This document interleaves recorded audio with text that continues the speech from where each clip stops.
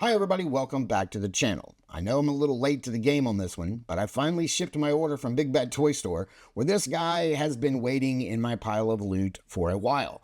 So today, we're finally going to turn our attention to the McFarlane Collector's Edition, Platinum Edition Hellboy. If Saturday morning cartoons fueled your imagination as a kid and powers your action figure collecting now as an adult, then you're in the right place. Thanks for stopping by, and welcome to Saturday Morning Toy Collector. And if you like my content, please consider subscribing.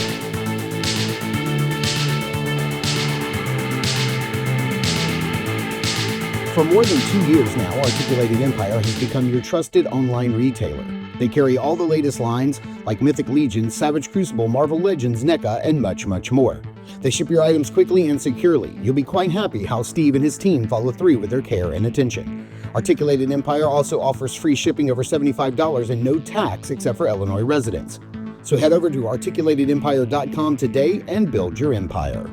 Well, on the back, there's certainly nothing to write home about as far as the product or any kind of instructions or shots of the figure. But when you have the gorgeous artwork of Mike Mignola on the back, you really don't need anything else. All right, starting off with the accessories here, we do have this beautiful card, which I absolutely love. I'm not typically a big fan of the McFarlane cards, the collector's cards, but it's Mike Mignola's art, and I love Hellboy. And here we have, it has a little write-up right there. It just kind of gives the backstory of where he came from. If you don't know, if you're not familiar, you can pause that and give it a read. I like the special touches of foil on there. That's really nice. And then, of course, unlike the standard version, this version of the Hellboy stand comes with a painted, fully painted Hellboy. I think the regular version, the standard version, this is like black on black, so it's a little harder to see. As far as like weaponry goes, this version does come with the his sword. If you don't know, I believe this is the Excalibur sword, because if you didn't know, Hellboy is a long-lost descendant of King Arthur and is able to pull the sword from the stone. And here we have, I forgot the Samaritan, I believe is the name of this weapon. It looks very much like it does in the comic. And I don't know if any blast effects would fit in there, but I love the little touch of the ring right there. That's really nice. The regular version comes with 4 hands. For his left hand, you get this pointing hand, you get a fist, but you also get a splayed out hand and a hand holding a cigarette with the smoke coming off of it. I don't know why McFarlane does this thing where you're paying $10 more for the figure and he takes away things that are in the standard version. The deluxe version should come with at least everything that the standard comes with, and then more. But no, that's not McFarlane's take. This one, at least, however, does come with the way Hellboy's head looks, the way that everybody knows Hellboy. This is his look 99% of the time. And then, of course, we've got the horned version. I like this. It looks just like Mignola's work. It looks great. It's got a little bit of the shadow work there that Dave Stewart, his longtime colorist, puts in. And then we do have the Anun on Rama head. I'll get it out here in a minute. This is his godlike head, the head of power with the horns fully grown out, as you know, when he not really becomes evil, but when he powers up, whenever like the evil inside of him, like kind of like bubbles to the surface, his horns grow and he kind of like snaps them off or saws them off. You also get this really cool flame effect, which depicts his crown here and the flame, and the way that this fits onto his head is actually, it's really, really nice the way that they do this. So basically, I think I have it turned around. Because in the comics, the crown floats above his head, the fire is not connected, and companies have had to kind of find ways around that. But this actually has, if you can see, it's got two little clips, one there and one back there in the flames, kind of hidden in the flames. And you take the horns and you slide them through those two circular clips, the little channels that they've created for you. I don't know. Whichever way you think it looks best. And then, of course, he does come with an extra right hand of doom hand. No paint apps on this at all. Not a dry brush, not a wash, not nothing. Boy, really getting your money's worth for that $35 price point.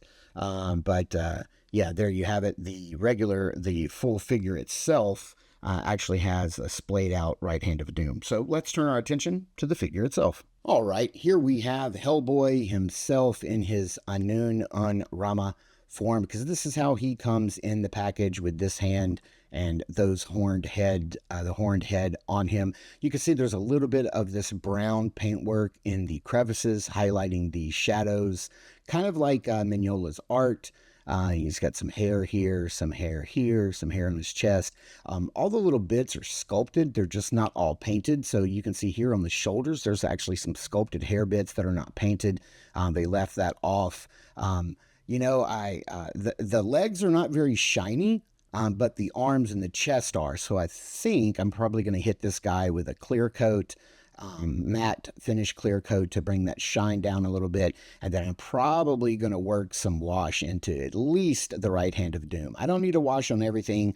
I like the comic book look, but he does need to bring out the highlights and the sculpt and the cracks and crevices in the right hand of doom.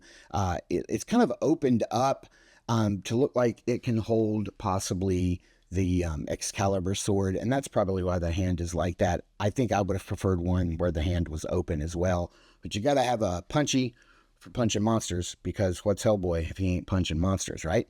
So we do get this nice holster and belt. Everybody knows that Hellboy's known for his belt, but absolutely, I mean, let's zoom in here, not a stitch of paintwork on that belt other than this red circle, which is supposed to be the BPRD logo, the Bureau of Paranormal Research and Defense, which is where he works. It just has HB on the holster for the Sumerian, but we have no paintwork on the buckles, on the cross, on any of this stuff. And I am going to hit that with some silver and gold. And, yeah, we're going to be cleaning that up a little bit, make it look a little nicer. We also have sculpt on the tail for the hair, or the little divots in his tail. That's also not painted. The tail also is not movable. It is like a soft, let me zoom out. This is just like a soft rubbery plastic. It's an attachment to the trunks here. No posability, no wire, nothing. Just... Boy, I got to tell you, if it wasn't for Hellboy, I certainly wouldn't be buying this. He just cuts too many corners for me. And on top of that, this figure is supposed to be $34.99, and I did not even pay $34.99 for this because it is the Platinum Edition. It's the Chase version that I wanted. So I got it from Big Bad Toy Store, and it was like $56.99 or some $54.99, something like that. It was so long ago, I don't even remember how much it cost, but it was even more. So I paid $20 more than the $35 retail price. The pins here don't really bother me that much because they're pretty much the same color and they kind of blend in. But also with the size of this guy, I want to say that, man, I don't have any McFarlane Batman's out. Yeah, I do. I'll grab one in a minute. I do have a McFarlane Batman out because typically I never thought I'd say the sentence. I think this is a little short for a McFarlane figure as far as Hellboy goes. He's supposed to be much taller than a standard human. And I think he's going to be coming in right at the exact same size as past Batman's, if I had to guess. But let's get this guy off of the rotating base, check out how his accessories work with him, and check out that articulation. One of my biggest shames as a Hellboy fan and a toy collector is that I do not have my Hellboy figures out and displayed currently, because I have a lot. I have the very first Hellboy action figure that was ever made. I believe it was from a company called McFarlane Toys. And a little bit of fun trivia for me. I can't tell you how long ago I bought that figure online, but it was the very first item that I ever purchased off the internet in my life. It was the very first thing that I ever ordered, and I think it was because it was a Hellboy that I remember that. And I just remember thinking, somebody's taken my money and run away with it, and I'll never see it. And boy, how times have changed. But yes, this is the only McFarlane Batman I can get my hand on right now, and you can see that they're almost neck and neck, or head and head, really. Now, Hellboy's shoulders are higher than this Keaton Batman, but as you can see, like with the heads, he's only just a smidge taller. So I think this Hellboy is a little undersized, but I don't care. I keep all of my Hellboys together on a shrine, but I don't. I keep them all in a box, apparently. I've got Mezco 112th. I've got all of the NECA stuff that NECA has ever done. I've got the movie figures. I've got everything. I need to get them out and display them, and I'll work on that over the summer. But if you're looking here, it looks like that figure's coming in at right about 7 1/4, and I would like to see Hellboy come in around 8. In my mind, I kind of see him as being about 7.5, 8 feet tall, but that's just my own headcanon. And on top of that, God, I love Hellboy so much. How many other toy tubers do you think can say they've got Mike Mignola's art tattooed on them forever? Man, I've never met the man before. I'd love to meet him. I'd love to get some art from him, like either an original piece or something he drew, but I don't think he draws for people anymore. Let's see here if the hand is indeed designed to hold Excalibur, and it is. And can he actually hold it? Yes, he can, and he can hold it very well. So he does have a good grip. Now, again, should this have some color to it? Yes, but when he holds it, it typically in the comics is depicted as being all yellow and full of power, because that's how Mignola draws. So I'm okay with it being that color.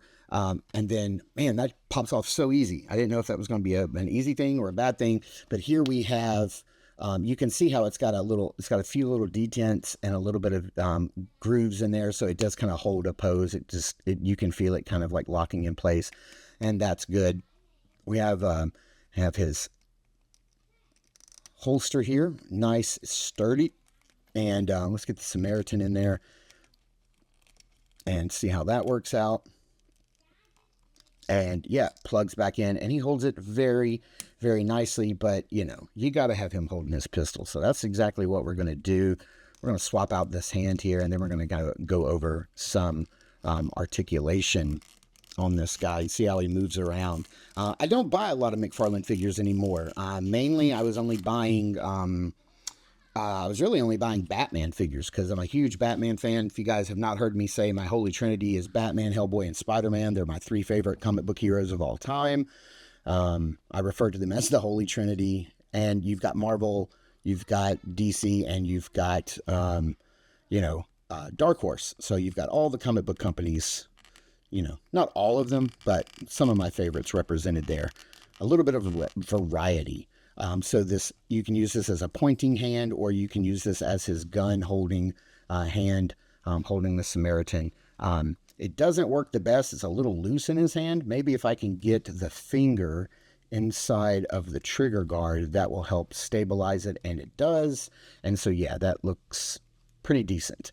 For the sake of the review, let's also change the heads out. The heads are super easy to change.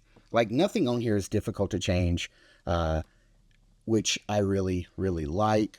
And I haven't even put this head on yet. There we go. Okay, so starting with the head, as far as articulation goes, he can look up a fair amount. Not bad for a McFarlane figure. He can look down, which is good. He needs to.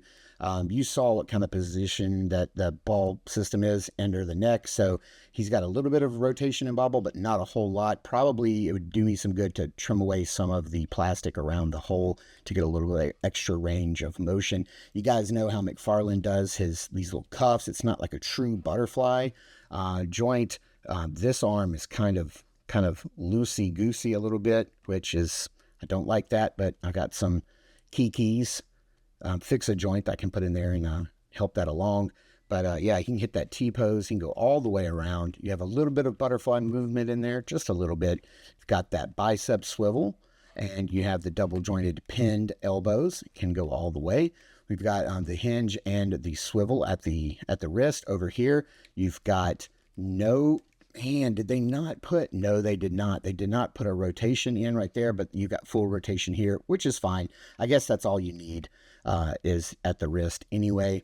As far as he does have a really nicely hidden, it's so nicely hidden. In fact, I didn't even know it was there. I just thought that was the sculpt, but he has a ball joint down here and the diaphragm joint there.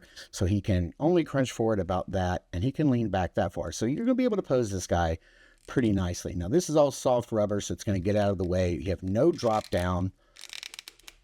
Leg can only go forward about that far, can only go out about that far, can go back about that far. The only rotation that you have is at the ball on the cuff, on the thigh. There is a perfect break point right here where they could have put in some thigh swivel, and they absolutely didn't. McFarlane, there is a corner he's met that he's not willing to cut, that guy.